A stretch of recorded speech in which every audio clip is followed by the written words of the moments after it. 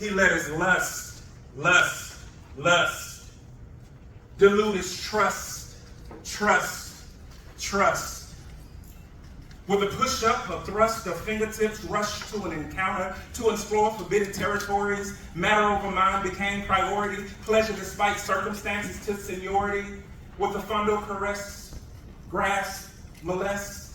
Innocence was taken, making room for continuous heartbreaking, erectional homicide, introduced thoughts of suicide, and insecurities I would hide, joy snatched by instant passion, love abused by direct gratification, misused virtue, by carnal exploitation, naive signs, intertwined with the mind, to converse the line of discombobulating, the purity of relations gave way to new revelations with each plea. He failed to see the tears in my eyes, gave way to realize with the realize and the release of his semen, he birthed demon-stained clothes, and the same to the soul. Once again, matter over mind gained control. As he bust, I lost more trust, and he made his way with me, had his way with me, he gained the best of me. Sadistically tainted the name of brotherhood, subscripted manhood, defaced the image of ministry with his planted, dead-rooted tree, created a void that could have been a void, null and void, never happened, a good gone bad, top hurt, too bad. He let his trust be diluted by his lust,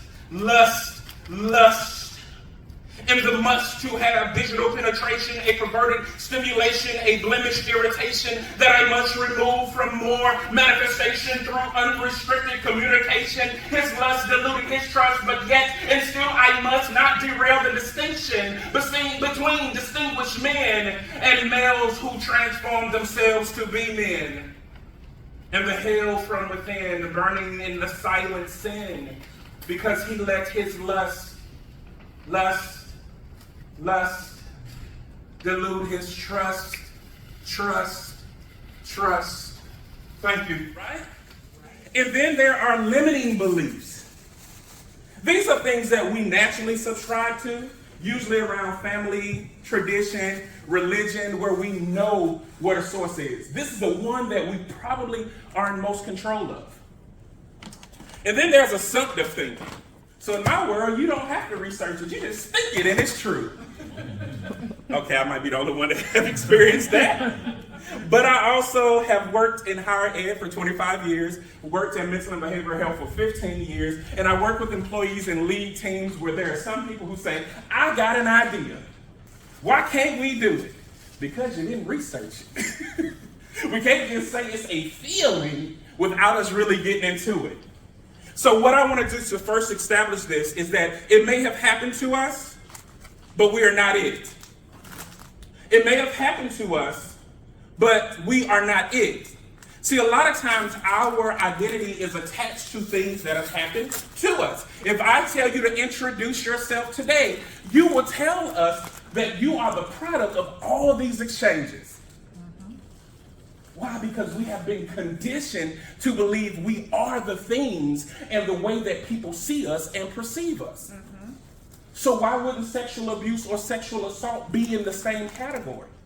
So the thing that is interesting about sexual encounters, are you fast because it happened? Did you truly want it because it happened? Or are you it because you participated in it regardless of if you wanted it or not? Though many of us may know that anyone can be a victim, regardless of the gender, age, background, or strength, there is still a gap between understanding it intellectually and embracing it emotionally. Sexual abuse has always been about power.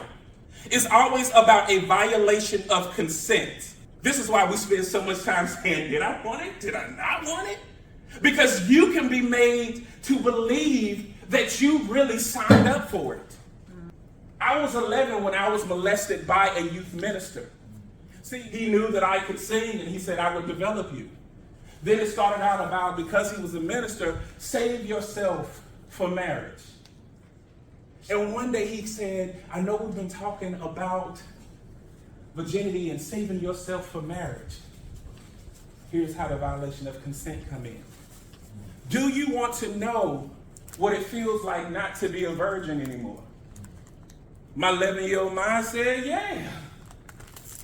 Before I know it, he closed the bolt lock, which only had 2 female ends, and he removed the key. I thought, this is odd. He went from the nice pastor, youth pastor that really worked with youth, to this aggressor, and this, when I saw this violence that I could only relate to someone who was in a drunken spell, he had his way with me. As he laid me on my back, I could see my house from across the street. Because to add insult to injury, he was living in my godfather's house. I could see my house, I could yell, but also I knew I was a latchkey kid, so yelling wouldn't have meant anything because mama wasn't home. She was working 3 jobs. So guess what I learned to do? Be silent. Because if I say anything and if I fight, it will be rough. It will be worse. But if I be silent, it'll be over. And when he was finished, he tossed me like I was trash and said, get out. A level of disgust, like I did something to him. And to this day, I hate Miami Hurricanes because that was the outfit I had on. I have a disdain for the color green till this day. And when people ask me, why don't I sing? I don't like the unwanted attention that comes along with singing. Interestingly enough, that wasn't what broke me. I went on to, by 14, to get a girl pregnant, only for her to lose the baby through a miscarriage. By 19, it was the second pregnancy, and that one was a tubal pregnancy, and she lost that baby too. So I said, okay, God has cursed me. That means I won't be able to have children. But it wasn't until I was in college, graduating college, and my advisor who took me home for 4 years, I literally called him dad, said to me, go ahead and give me some. Everybody know you gay, so I don't know why you holding out. What? That broke me. That was my first time having a mental breakdown. That's when I started getting counseling. That's when I found out I had PTSD. That's when I was diagnosed with social anxiety disorder. That's when I was diagnosed with OCD. So my OCD is around patterns, human behavior. So there are different rituals with OCD. Mine is if your pattern changes, you've already lost my trust. And I can anticipate it so greatly that that's how I excelled in my career, is anticipating what individuals will do. But for some strange reason, I felt like it was me. The second time was different than the first time because I knew it was unwanted, but the second time made me think, did I really want it? Did I invite this type of attention? But that's because we don't normalize talking about abuse.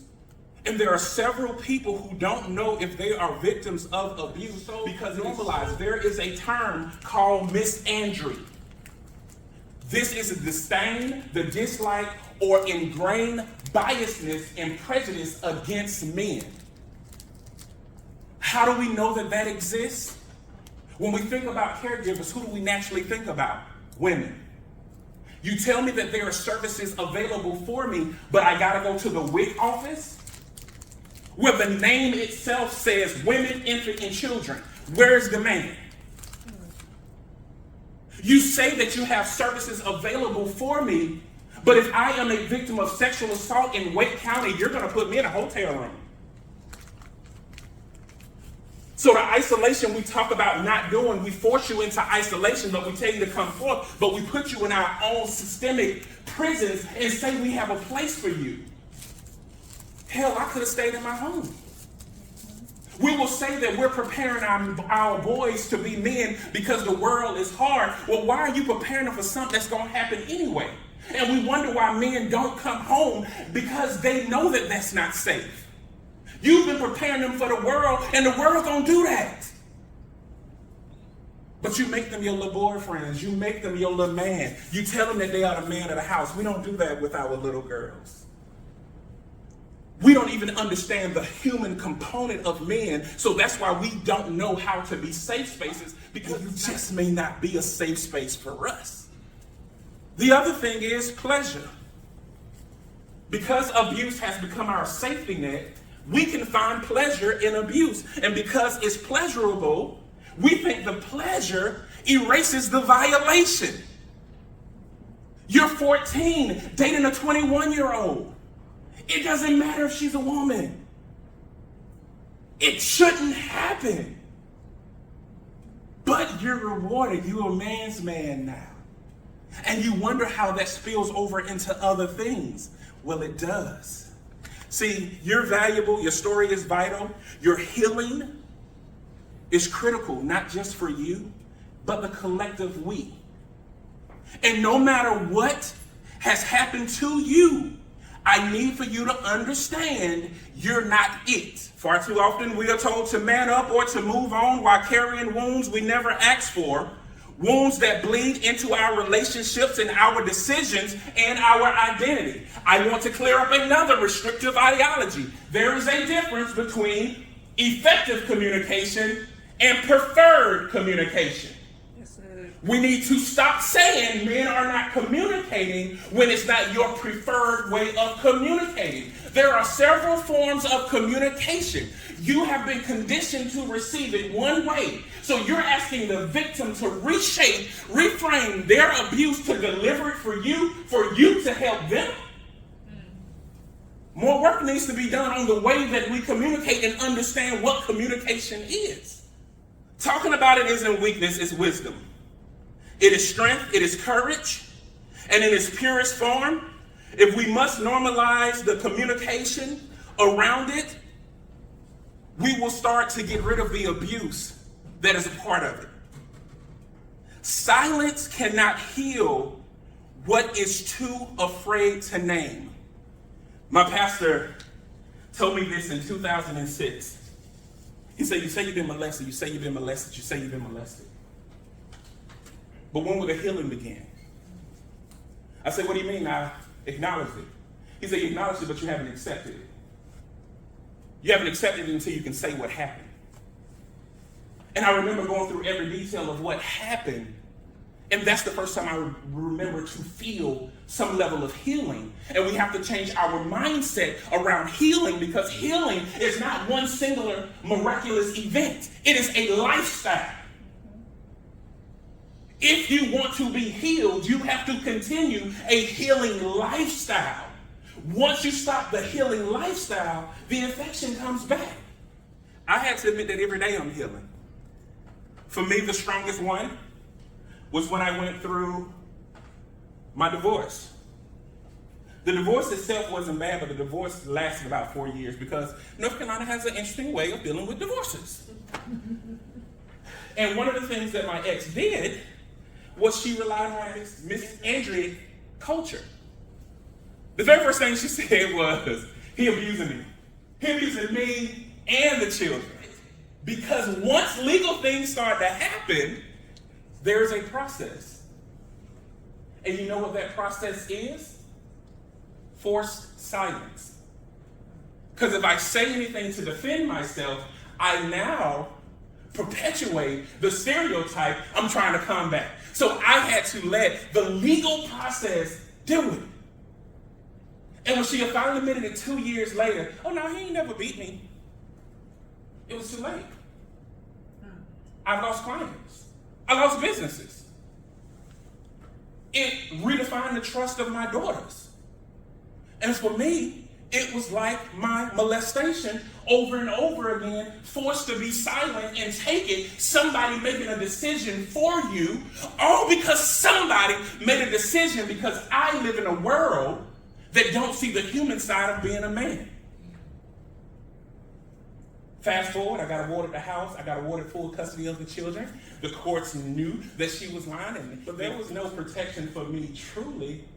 Where's the public opinion? Because if you Google me, those things are there. Where is all of that? But you say that this is a place that is safe for me, and a person who has already dealt with some level of molestation, some level of force, you're forcing me to live out something I didn't want to live out.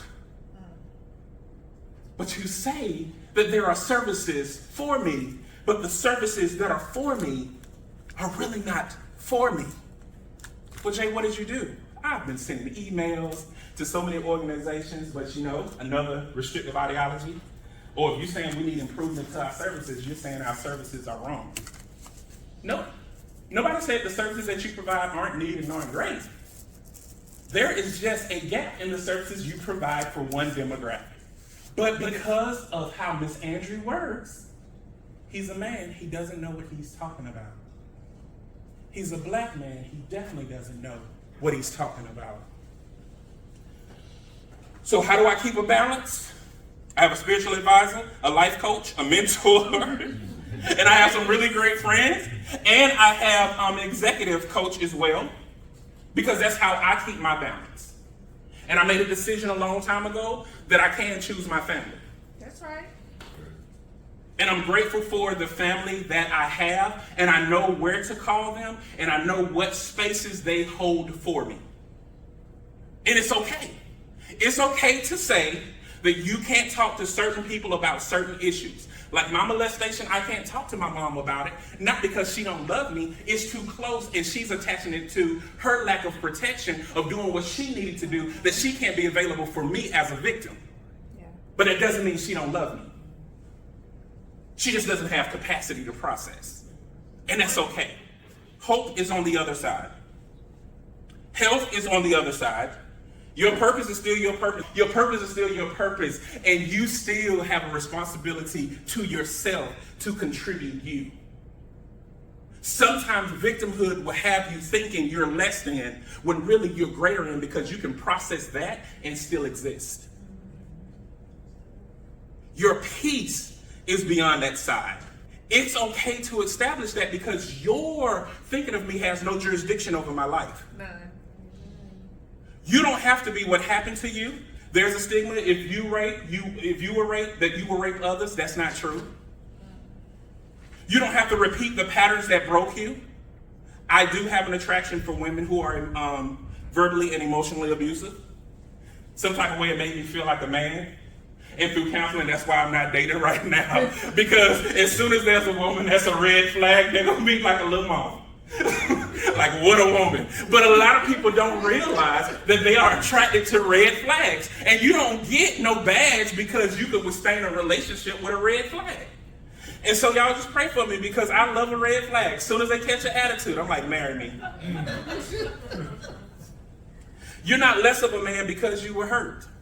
You're not less of a man because you're hurting now. You are more of a man because you choose to heal, and because you choose to feel, and you choose to live. This journey is not easy, okay? But it will be worth it. Here's some practical steps that I decided to use on my journey, and I'm gonna share them with you.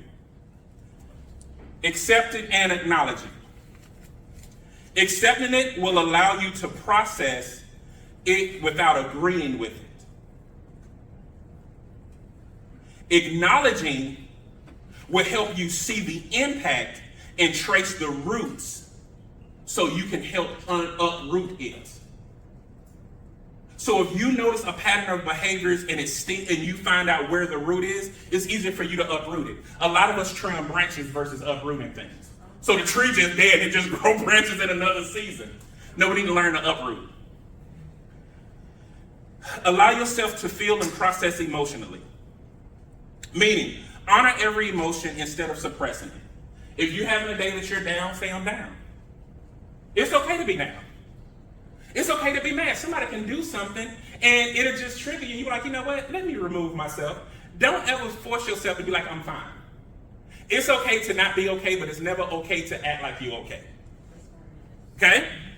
Number 3, allow yourself to identify your why, your how, and your what. Understanding your reasons, your methods, and your outcomes help you regain your voice. Okay? 4, establish healthy boundaries, not beautiful prisons. I know that's right. Boundaries nurture your freedom, not your isolation. Sometimes y'all are saying that we have boundaries, but nobody can get to you. Not even you. So you want to make sure you're not creating these beautiful prisons in the name of termhood, and you really are creating boundaries that help you become free. Okay? Number 5, give voice to your pain and freedom to your healing. Mine was through writing. Mine was through acting. Mine is sometimes through singing in my own car, not in front of y'all. But mine is through things like that. Mine is through sharing my story with my friends. Mine is when I can say, you know what, this is why I feel that way today. Okay? Number 6, remove the labels and define the experiences. For me, it was stop saying that I was molested and started saying what happened. When I was able to say what happened, I realized I hate a liar, not because they lie, but because they rob me of the ability to make a decision for myself. I hate anybody making a decision for me. Okay? Number 7, allow yourself days of revisitation. Some days you're going to be okay. I mean, like, you're going to be great. And other days you're like, it's hard. When somebody tell me their story of rape or molestation or an assault, it bothers me. I sit with that. I don't hurry up and try to move past it. I sit with it. Because that's part of my healing journey, and usually I discover something else that I didn't know was there. And the last one, I allowed my faith to be my faith and not my coping mechanism. I let my faith be my faith. When I said, okay, these are the tenets that I believe in. When incidents happen, I don't use my faith to combat that. I use my faith to help me understand that. See the difference? I don't be like, well, God wouldn't let blah, blah, blah. I know God is God.